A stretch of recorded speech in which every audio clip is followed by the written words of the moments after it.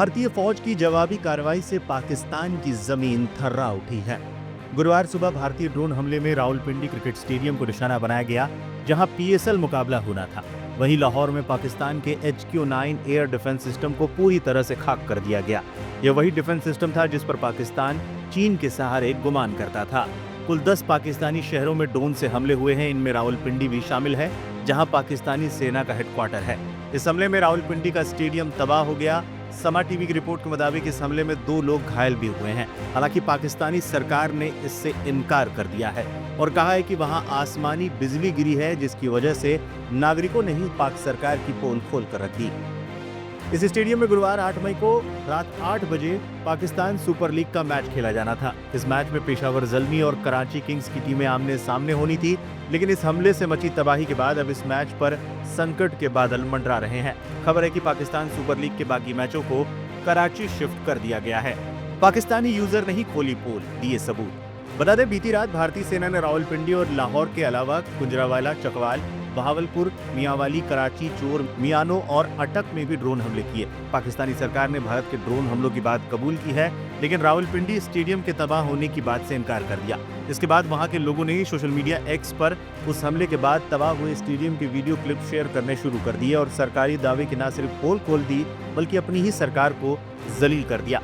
एक यूजर ने social media x पर लिखा, रावलपिंडी क्रिकेट स्टेडियम से सटे फूड स्ट्रीट के पास एक भारतीय ड्रोन पेड़ से टकराकर क्रैश हो गया। क्रैश होने की वजह से साइट पर आग लग गई। एक तरफ हम सोशल मीडिया के जरिए भारत पर हमला कर रहे हैं, दूसरी तरफ ये सब देखा जा रहा है क्या हो रहा है। इसके अलावा एक और वीडियो सामने आया है जिसमें एक युवक बाइक पर बैठकर ये वीडियो बनाता है और साफ तौर पर सरकार की पोल खोल कर रख देता है। ये जी पंजाब पुलिस यहाँ पे खड़ी है। मैं अंदर जाने की मैंने कोशिश की है।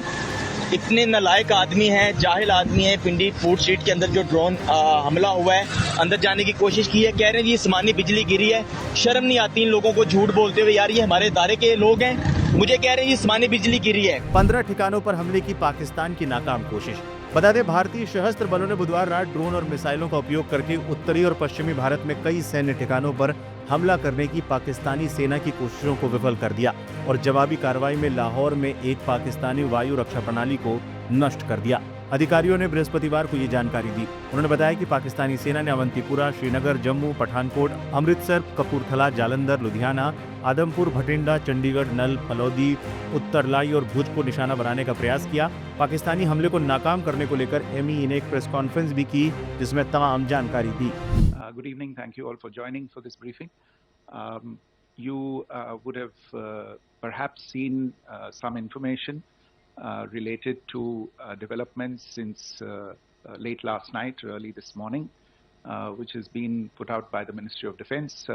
Just in case it has been missed, I will request Colonel Sophia Qureshi and Wing Commander Vyomika Singh to just update you and fill you in on the details. 7 मई 2025 को हुई प्रेस कॉन्फ्रेंस के दौरान भारत ने अपनी प्रतिक्रिया को केंद्रित, संतुलित और गैर उत्तेजक बताया था।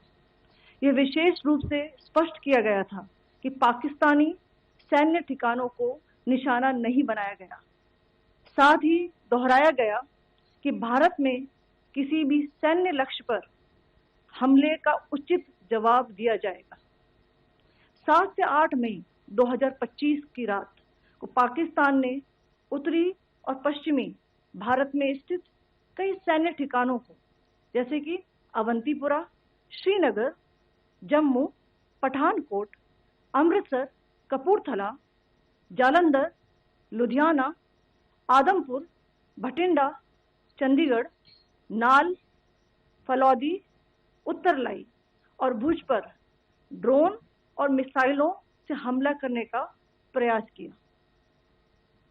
इन हमलों को इंटीग्रेटेड काउंटर UAS ग्रिड और वायु रक्षा प्रणालियों द्वारा निष्क्रिय कर दिया गया। इन हमलों का मलबा कई स्थानों से बरामद हुआ, जो कि पाकिस्तानी हमलों का प्रमाण है। Pakistan attempted to engage a number of military targets in northern and western India using drones and missiles. These places included Avantipura, Srinagar, Jammu, Pathankot, Amritsar, Kapurthala, Nal, Jalandhar, Ludhiana, Adampur, Bhatinda, Chandigarh, Falodi, Uttarlai, and Bhuj. These were neutralized by the integrated counter unmanned aerial system and other air defense systems. The debris of these attacks is now being recovered from a number of locations that prove the Pakistani attacks. वायु रक्षा radar और प्रणालियों को निशाना बनाया। भारत की प्रतिक्रिया समान क्षेत्र में समान तीव्रता के साथ की गई। यह विश्वसनीय रूप से ज्ञात हुआ कि लाहौर में स्थित एक वायु रक्षा प्रणाली को निष्क्रिय कर दिया गया। Today morning, Indian Armed Forces targeted air defense radars and systems at a number of locations in Pakistan. Indian response has been in the same domain with the same intensity as Pakistan. It has been reliably learnt that an air defense system at Lahore has been neutralized.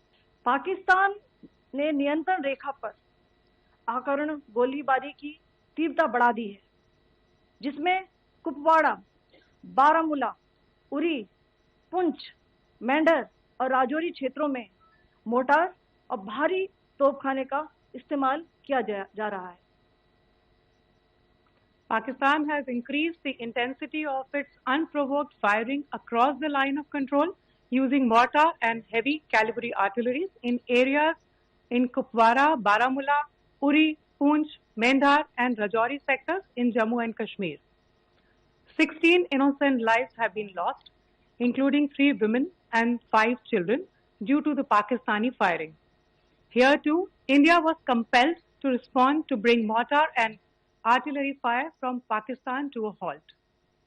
Indian Armed Forces reiterate their commitment to non-escalation, provided it is respected by the Pakistan military.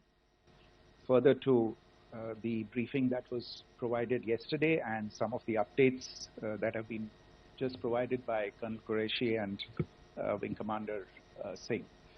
I thought that we would just put some of the aspects related to the events that started on 22nd April with the barbaric terror attack in Pahalgam into further context, because there is a certain amount of commentary that has happened with regard to the events since then, and more than the commentary, there has been a lot of disinformation that has been directed at us from across the border. So a few things that I would like you to keep in mind. First of all, there is mention on all sides of escalation.